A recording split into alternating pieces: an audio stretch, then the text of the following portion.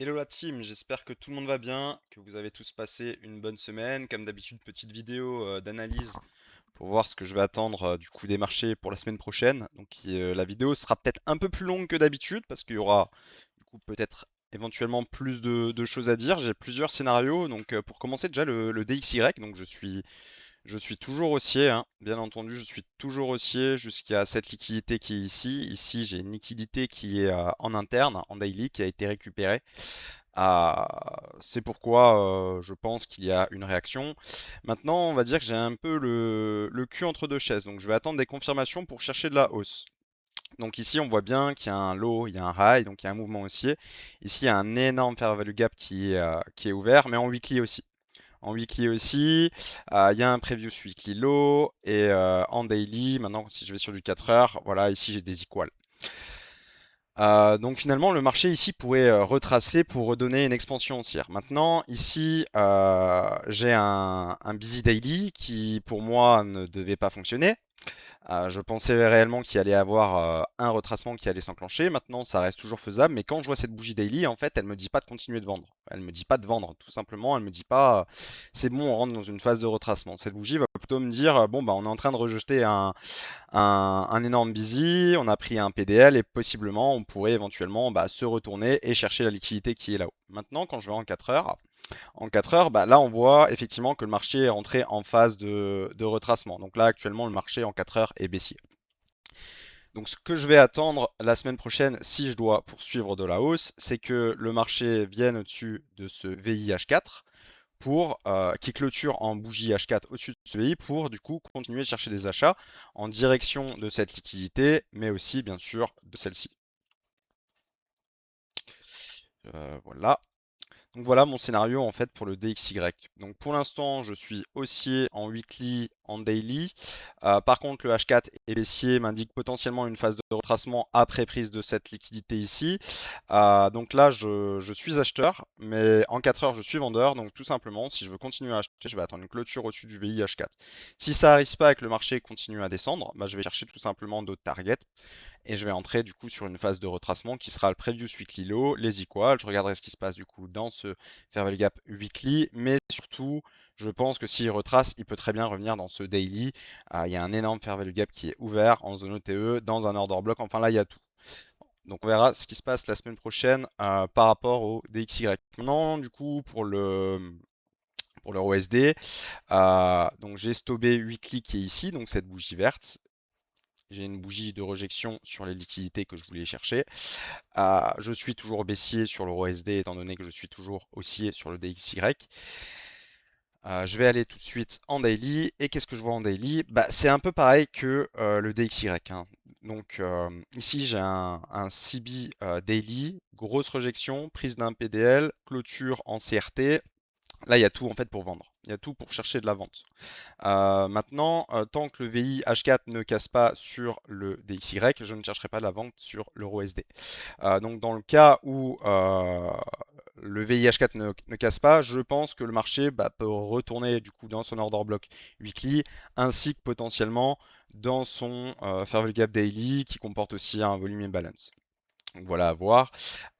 Pour le 4 heures, pour l'instant, je suis haussier, hein. L'impulsion est haussière, mais je suis dans une zone daily. Grosse réjection H4 ici. Je pense que ce busy H4 ne va pas tenir. Là, il y a un order block. Donc, il peut revenir dans l'order block et remonter, ou alors le casser, VIH4 sur DXY, etc., etc., pour continuer à chercher de la baisse du coup sur l'euro SD. Mais là, j'aurais plus tendance à dire que on enclenche une phase de retracement. Mais je ne vais pas trop m'avancer là-dessus. On verra ce qui se passe la semaine prochaine par rapport toujours au DXY.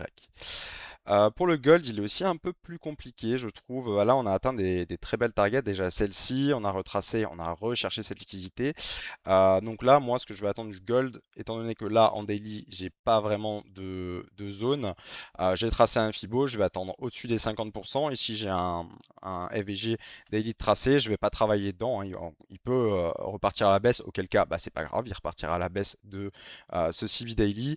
Moi, en tout cas, ce que j'attends du gold maintenant quand je vais en H4, c'est du coup qu'on retourne au-dessus des 50%, qu'on cherche ce previous weekly high et ensuite, du coup, chercher une continuation baissière pour le gold. Voilà ce que j'attends pour le gold.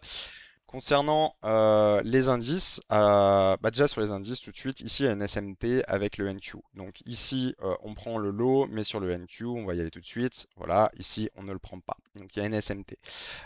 Ici quand je vais en weekly, effectivement on a cherché la TH, on rejette bougie de rejection sur la TH, grosse bougie baissière, du coup, on a envie de se dire qu'une seule chose, c'est parti pour un retracement. Sauf que tant que ce lot n'a pas cassé, je vois très bien qu'il y a des busy qui sont ouverts en bas, mais tant que ce lot n'a pas cassé, en fait, je ne vais pas chercher à aller en bas. Pourquoi? Parce que en daily, donc mon weekly, pour l'instant, je suis bullish.